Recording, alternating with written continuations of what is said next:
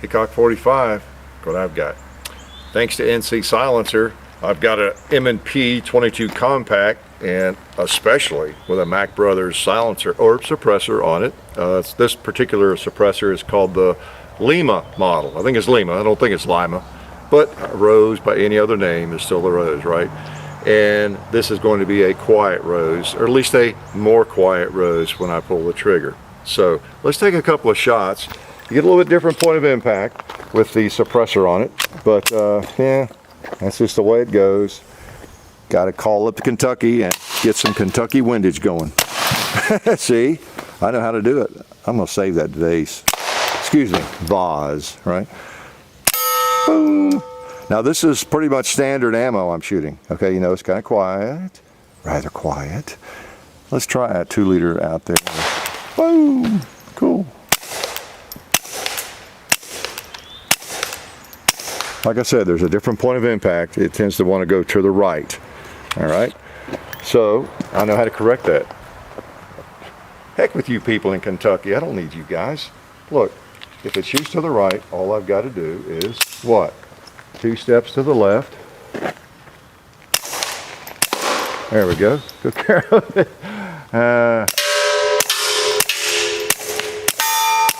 Cowboy. Okay. You new shooters don't believe a word I tell you, right? Yeah, it does tend to shoot a little bit to the right. All right.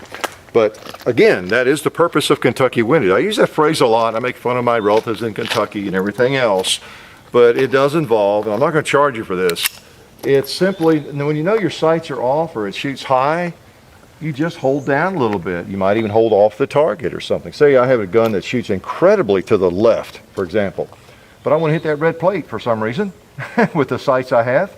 Well, I just might have to aim at an imaginary plate to the right of it to hit that target. Okay, that's what we talk about with Kentucky windage. Okay, even we folks in Tennessee know what that means. All right, so anyway, enough foolishness, but that's why we're here. It's fun to shoot things like this. This is a compact version, of course, of the M&P, and it's a nice little 22. It really is. Forget the suppressor for a minute. It feels good in the hand. I've shot it over a period of a couple, 3 days, and I've cleaned it a little bit once, and it's kind of dirty now. Knock on leather, it's not hung up yet. Okay, but you know, 22s tend to do that. They're really dirty, and they're just 22s, and they're rimfire, and that's why we generally don't regard them as that good a self-defense, pistol or rifle, because they're not as reliable centerfire. But it's done so far so good. All right. Okay, so it's a compact. It's got a polymer frame, and it feels good, really good in the hand, like all M&Ps do. You know, I'm always bragging about that G gun, right? But these really do feel great, and in a 22, you would like the feel of this gun. It feels pretty good to me, even with large hands. Okay, it's got an aluminum alloy slide. It's not very heavy. The suppressor makes it a little heavier, of course. Adjustable sights. So, you know, it's a pretty nice little rig. You've got a reversible magazine release. I believe it's reversible. You do have this, though. You've got thumb safety. Some of you don't like those. Of course, this is not really a carry gun. You got ambidextrous thumb safety. It's a very positive safety, and in some ways, if you're going to have one, maybe it's better to have one that has a little bit of size to it. You can actually find it and pop it on and off. So it's a pretty nice little rig there. Okay, well, I'm talking about that, and you break this down a little differently. It's got a fixed barrel. Okay, so you bring it back, lock it back, pull down that release lever. Now, normally you just slide all that off the front, right, with an M&P or a lot of firearms. But with this one, the barrel is fixed, and you pull up on it and let it go forward. And see the barrel's in there? It just doesn't come off. Okay, so I can't pull it off with the suppressor and all that on there, so I won't do that. But this is a little different in that sense. Okay, and then you want to lock her back. Get her locked back in the right position there. I'll take the, I got the mag out, and push this back up. Take some strength and release it. Okay, so it's simple to take apart, but I've got there's an adapter on this to accommodate the suppressor that it is really, really hard to get off, and someone else has already kind of boogered it up, but so I'm not going to further the job with that. So I'm just going to show you. See what I see right there? Somebody, it's just really difficult, to get on and off. So I'm not going to add to that. But it's a pretty neat little gun, I'll have to say. I see why people have been generally bragging about this little M&P. And I think I told you it's a Mac Brothers suppressor from Lima.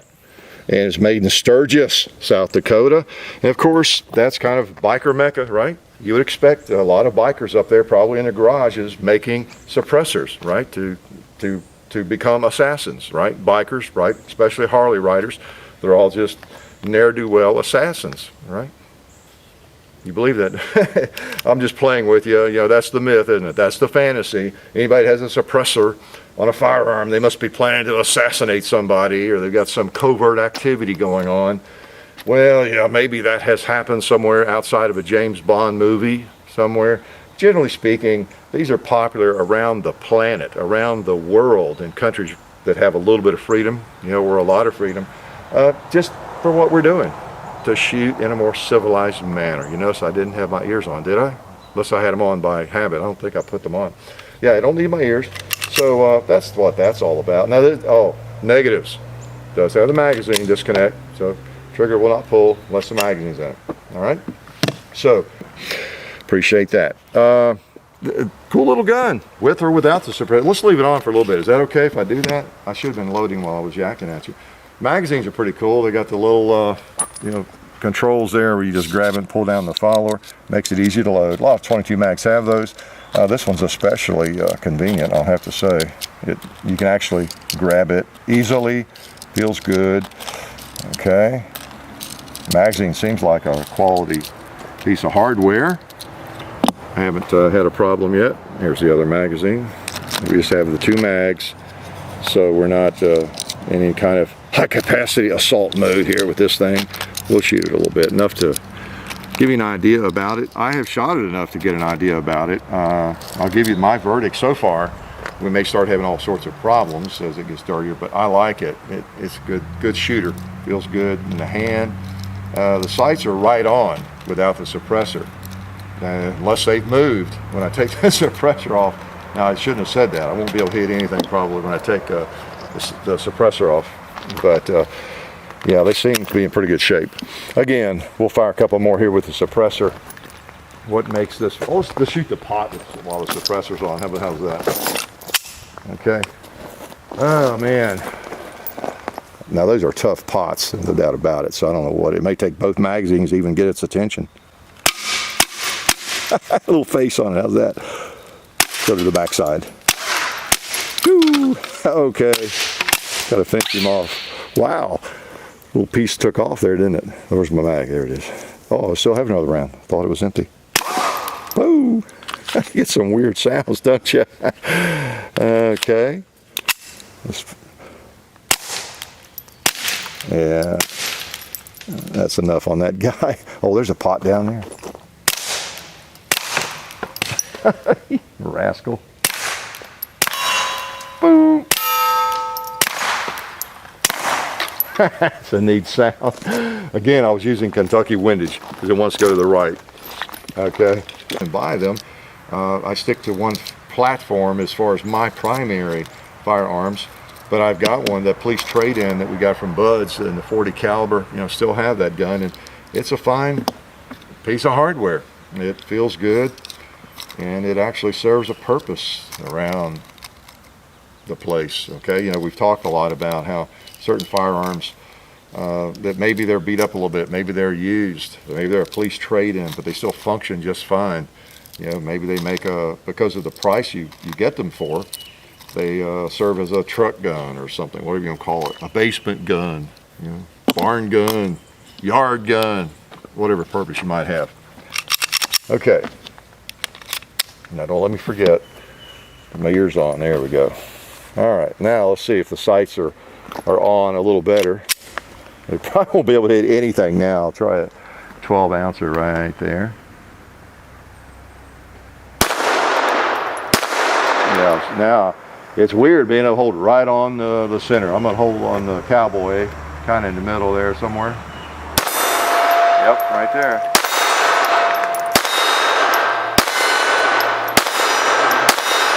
Pretty much goes where you aim. I'll bet we could even hit the gong. I should have shot at him with the suppressor. I'd had to hold up on the high left of that green shield up there or something. Okay. Now you can't hear it very well when it does hit the gong. Yeah, I hear it ringing. There we go. There's that propane tank over there. Yep, popped him. That sounds good. You think he'll knock the limbs around on this tree? Well, that's pretty pathetic. Feels pretty. I gotta load one more. Are y'all in a hurry? Maybe you're not. Let's put a couple more in. Okay. Good old 22s. I don't shoot enough of them, and of course, 22 ammo is getting hard to come by. You know, we have some, not a ton of it, but we have some. Again, thanks to Federal. I've had some I've purchased over the years too, but I don't shoot a lot of 22. I sympathize with some of you folks that do. That's mainly the firearm you shoot, a 22 long rifle. And I really do feel sorry for you. It'd be like me not being able to get 9mm or 45 Colt or something for 2 or 3 years. Wow, I would be depressed if I couldn't shoot my 45, Colt single actions or that sort of thing. So I know it's frustrating, especially you big time 22 shooters. We just bring one out every now and then. And,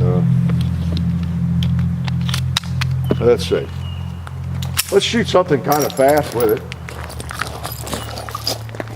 Try to, at least. That coffin looks like a good candidate.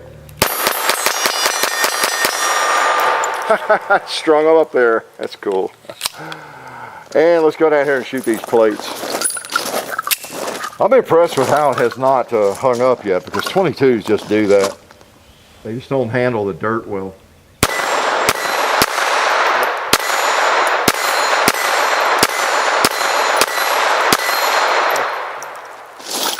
You don't get the feedback with the 22. You're not even sure you're hitting things you're aiming at sometimes.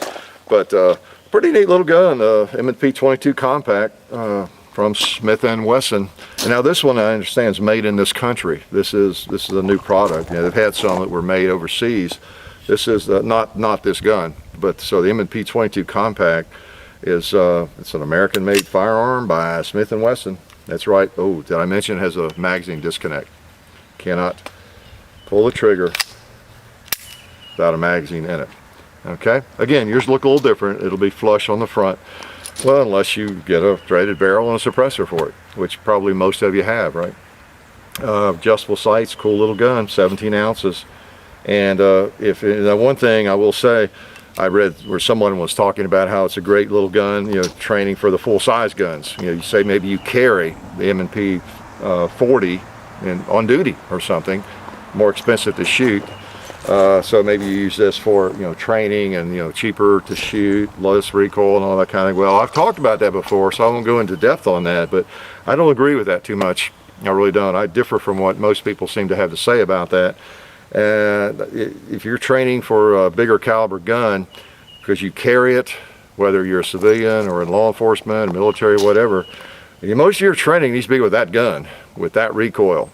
22, the recoil of a 22 doesn't translate to sight acquisition, the feel, recoil. I'm not a big fan of thinking that a 1911 or this or anything else, a Glock with a 22 conversion on it. I'm not a big fan of that. You might be, and that's fine. It probably doesn't matter that much. But if you think you're getting all this great training, I'm not so sure, because it is so different. When I switched from a 9mm to a 40, it's dramatically different. A Glock 26 to a Glock 27, I have to relearn how to shoot. And my sights, my sight reacquisition and everything. So you go from a 22 to that, you've got a big change. So I just thought I'd mention that. That's another point I'm not going to charge you for. Okay. Anyway, cool little gun. There's not too much I have to complain about. Maybe the safety, thumb safety, but it's not a gun you're going to carry, so I guess it doesn't make that big a deal. Do I have to tell you? Life is good.